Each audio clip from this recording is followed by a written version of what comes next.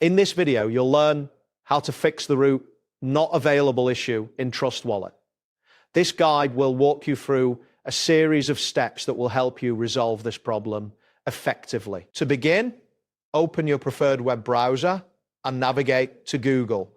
You can do this by typing www.com into the address bar and pressing enter.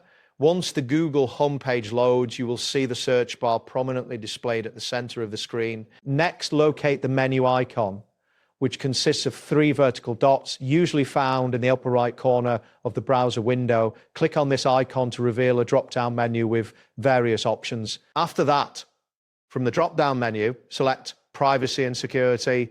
This option will direct you to a new screen where you can manage your browsing data and privacy settings. You should see several choices related to your browsing history and data management. Once this appears, click on Clear Browsing Data.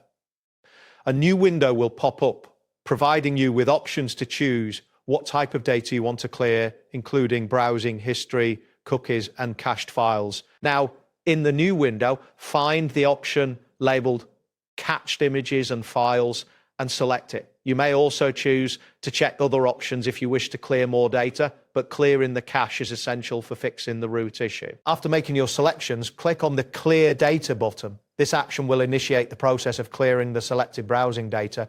Depending on the amount of data, this may take a few moments, so please be patient until you see a confirmation that the data has been cleared. Once this is done, open the Trust Wallet extension. You can do this by locating the Trust Wallet icon.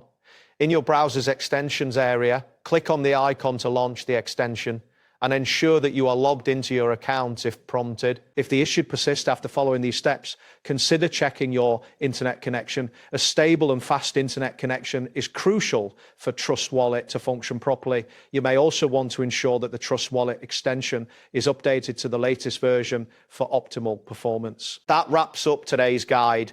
Thanks for watching, and catch you in the next tutorial.